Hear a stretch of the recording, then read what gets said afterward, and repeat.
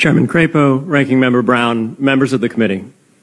Thank you for the opportunity to speak with you today. My name is Peter Van Valkenburg, and I'm the Director of Research at Coin Center, an independent nonprofit focused on the public policy issues affecting cryptocurrency and public blockchain networks. What is Bitcoin? Bitcoin is the world's first cryptocurrency, and it works because of the world's first public blockchain network. What does Bitcoin do? It's simple.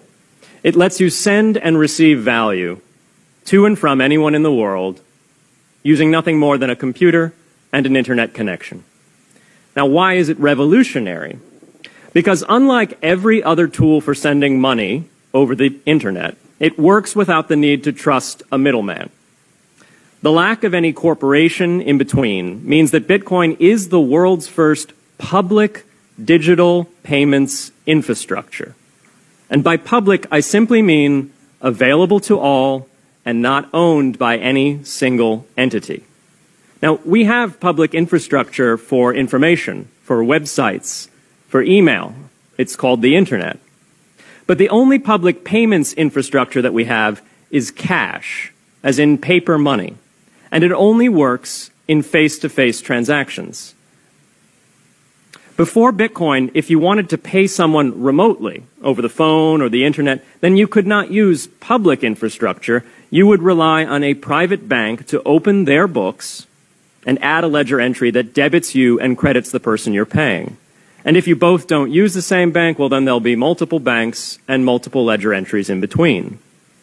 With Bitcoin, the ledger is the public blockchain, and anyone can add an entry to that ledger, transferring their Bitcoins to someone else. And anyone, regardless of their nationality, race, religion, gender, sex, or creditworthiness, can for absolutely no cost create a Bitcoin address in order to receive payments digitally. Bitcoin is the world's first globally accessible public money. Is it perfect? No. Neither was email when it was invented in 1972. Bitcoin's not the best money on every margin. It's not yet accepted everywhere. It's not used often to quote prices, and it's not always a stable store of value. But it is working, and the mere fact that it works without trusted intermediaries is amazing. It's a computer science breakthrough, and it will be as significant for freedom, prosperity, and human flourishing as the birth of the internet. And Bitcoin is just the beginning. If we can replace private payments infrastructure, then we can replace other private choke points to human interaction as well. Now, why should we want to build more public infrastructure? Why should we embrace blockchains over corporate intermediaries? Why should we tolerate their inefficiencies and work to make them better? Why should we want the pioneers of this technology here in the United States and not fleeing overseas? A simple reason. Because the corporate intermediaries providing today's critical but privately owned infrastructure are becoming fewer, larger, and more powerful, and their failures are increasingly grave. So roughly half of all Americans, 143 million people, had their Social Security numbers exposed to hackers because of a breach at Equifax. The SWIFT network has relayed hundreds of millions of dollars in fraudulent transactions because of hacked member banks in Bangladesh, Vietnam, Ecuador, and Russia.